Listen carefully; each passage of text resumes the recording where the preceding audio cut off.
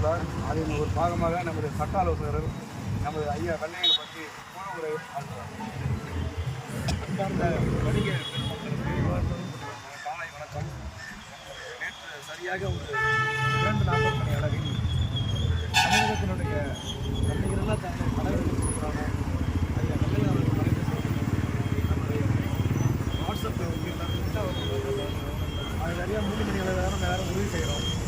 3 மணி அளவில் உறுதி செய்த பிறகு ஐயா அவர்கள் கடந்த 2 ஆண்டு காலமாக நுரையீரல் பாதிக்கப்பட்டு பெரும் இன்னலை சந்தித்தார். அவருக்கு நினைவாற்றல் குறைஞ்சு நடமாடுவது குறைஞ்சி அவர் நிறைய கஷ்டப்பட்டார்.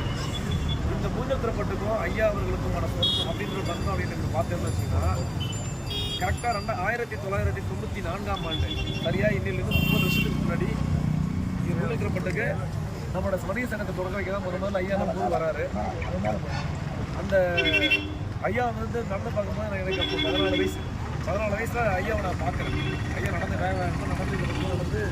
ஒரு கொடி எடுத்து வேகமாக நடந்து போகிறாரு. அப்போயிலேருந்து இந்த மூஞ்சல் திரைப்பட்டுக்கு உண்டான பெருமை அப்படின்னு நான் என்ன சொல்லணும்னா வணிக சங்கத்துக்கு இதில் பெருமை நிறைய பெருமை இருக்குது. அதில் இந்த பெருமையை நம்ம முக்கியமாக சொல்லணும்.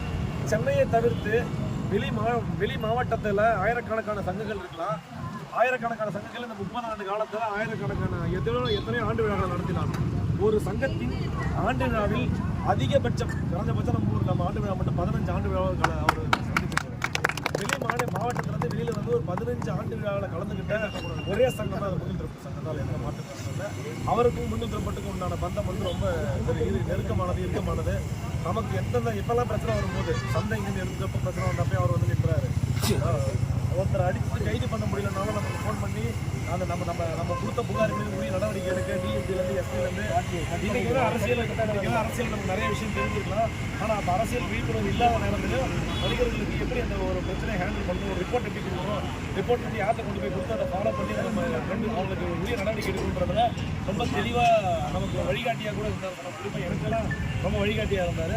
நம்மளுடைய சங்கத்தினுடைய செயல்பாடுகள் அவருக்கு ரொம்ப பிடிச்சு போய் நம்ம சங்கத்தினுடைய செயல்பாடுகள் பரிசீலிக்கிறதுனா முதல் முறையாக மாநில இணை செயலாளராக 2014 2019 ஆண்டு காலம் 5 ஆண்டு காலம் எனக்கு பணியாற்ற வாய்ப்பு தந்தார். அதை நான் உண்மையிலேயே வாழ்நாள் முழுவதும் நான் மறக்க மாட்டேன். அது எனக்கு ஒரு நல்ல பேரை யாருன்றது இந்த மாவட்டத்துக்கு காட்டுறதுக்கு ஒரு நல்ல வாய்ப்பாக இருந்துச்சு. அதுக்கு நான் மூஞ்சல் வணிகத்துக்கு நன்றி சொல்ல கடமைப்பட்டிருக்கேன். ஐயா அவர்களுடைய வேலையை பார்த்தீங்கன்னா ஐயாவை பற்றி சொல்லணும்னா நிறைய நல்ல பண்புகள் இருக்குது. அவர் பணத்துக்கு யாருக்கும் அடிமையாக ஒரு கோக் பெப்சி பற்றின செய்தியெல்லாம் நம்ம நாட்டுக்கு வரும்பொழுது கோக் பெப்சி தடை பண்ணணும், அதை தடுத்து நிறுத்தணும். ஐயா தமிழ்நாடு எங்கே போராட்டம் பண்ண இல்லாமல் இந்த நாட்டினுடைய உள்நாட்டு உற்பத்தி தான் முக்கியம். அதுதான் நாளை இந்தியாவையும் நாளை தமிழ்நாட்டையும் பார்க்குறது. அந்த பணத்துக்கு செய்யப்படாத சின்ன ஒரு தலைவர் தான் அது ஆன்லைன் வர்த்தகத்துக்கு பெருதளவு நம்ம வணிகத்தை பாதிக்கப்பட்டாலும் அந்த ஆன்லைன் வர்த்தகத்தால் என்னென்னலாம் பாதிப்புன்னு சொல்லிட்டு ஆன்லைன் வர்த்தகம் வருவதற்கு முன்னே நமக்கு மக்கள்கிட்ட விழிப்புணர்வு ஏற்படுத்தி இந்த வணிகன்றது ஒரு சாதாரணமாக இந்த ஊரில் 700 கடை இருக்குது. 700 கடையாக பார்க்கறாங்க. 700 குடும்பம் படைக்கின்ற ஒரு வழியாக தான் பார்க்கணும். எல்லாருக்கும் சம்பளம் இருக்கும். ஆனால் அந்த வியாபாரம் பண்ணுறதுக்கு ஒரு சம்பளம் இருக்கும். அந்த வியாபாரத்துலேருந்து வர லாபம் தான் அவனுக்கான சம்பளம். இப்போ எல்லாருக்கும் ஒரு ஊரில் 5000 பேர் இருக்கிறாங்கன்னா 5000 பேருக்கு அரசாங்கம் வேலை தர முடியாது. இந்த ஊரில் 700 பேருக்கு வேலை தர விட ஒரு தொழில் இருக்குது. ஒருவேளை இங்கே ஒரே ஒரு ஷாப் ஒரே ஒரு மல்டி செயின் லெவல் ஷாப் எல்லா பொருளையும் அவனே விற்கிறாங்க. அப்போ நமக்கான வேலைகள் இல்லாமல் போகுன்றது தான் அவருடைய உள்நாட்டு உற்பத்திக்கும் இந்த நாட்டின் மக்களுக்கும் எந்த வேலைகள் நமக்கு தெரியாமல் அவர் என்ன பண்ணுறது, அவர் குடும்பம் என்ன பண்ணுறதுன்றதை நான் உண்மையிலே பதிவு பண்ண கடமைப்பட்டிருக்கேன். ஈழ விடுதலை போடுறோம்ன்ற போது ஈழத்தில் இருக்கிற மக்களுக்காக பணம், மருந்து, பொருட்கள், உணவுப் பொருட்கள் இது அனைத்தையும் அவர் குடும்பம், அவர் தம்பி இதெல்லாம் ஈழ மக்களுக்கு கொண்டு போய் கொடுத்த வரலாறுலாம் உண்டு. ஈழ மக்கள் ஐயா பிரபாகரன் ஐயாவுடைய தம்பியை பிரபாகரன் ஐயா கூட்டியே பார்த்தார். இதெல்லாம் பல பேருக்கு தெரியறதுக்கு வாய்ப்பு கிடையாது. ஒரு திரைப்படம் எடுத்தார் ஈழ மக்களை பற்றி. அந்த திரைப்படத்தை மிக நல்ல திரைப்படத்தை எடுத்துருக்கீங்க அப்படின்னு அவர் விருந்து வைத்தார். இதெல்லாம் யாருக்கும் தெரியாது. இதெல்லாம் 86, 87 நடந்தது, 80கள் நடந்தது. அதே மாதிரி கடைசி வரைக்கும் ஈழ போராட்டத்துக்கு துணை நின்ற ஒரு மகத்தான தலைவர் ஐயா அவர்களை பற்றி ஒரு கவிதை எழுதியிருக்கிறேன்.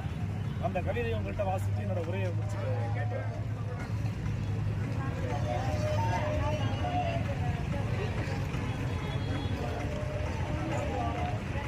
நான் இந்த கவிதைக்கு வச்சிருக்க தலைப்பு பேரு 76 வயது குழந்தை மறைந்தது.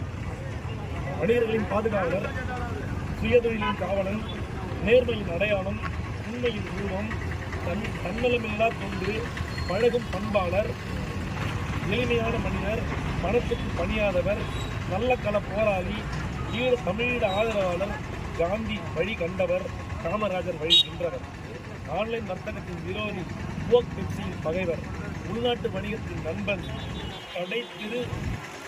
தெருக்கடை வியாபாரிகளின் தரைப்படை தலைவர், தொழிலதிபர்களுக்கு சின்ன கட்டணம், வெள்ளையன் என்ற பெயர், அந்நியரை எதிர்க்கும் உனக்கு வெள்ளையன் என்று பெயர், தூய்மையான பொது வாழ்வுக்கு சொந்தக்காரர் 76 வயது குழந்தை மறைந்தது. இந்த இதயம் சரிந்தது. நேர்மை, உண்மை, தாய்மை மண்ணில் உள்ளவரை நீ வாழ்வார்.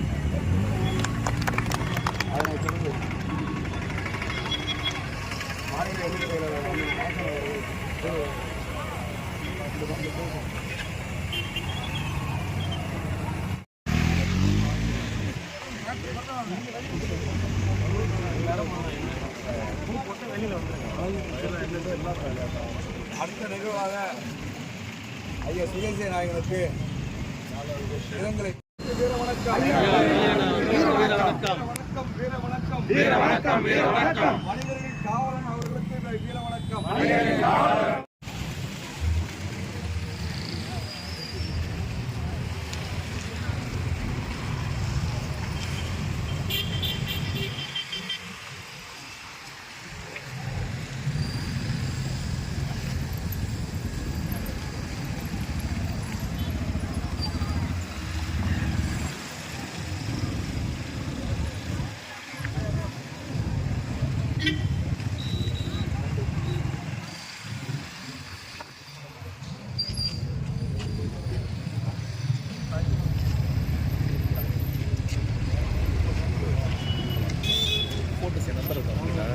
இருக்குண்ணா, ஃபோட்டோஸ் வீடியோஸ்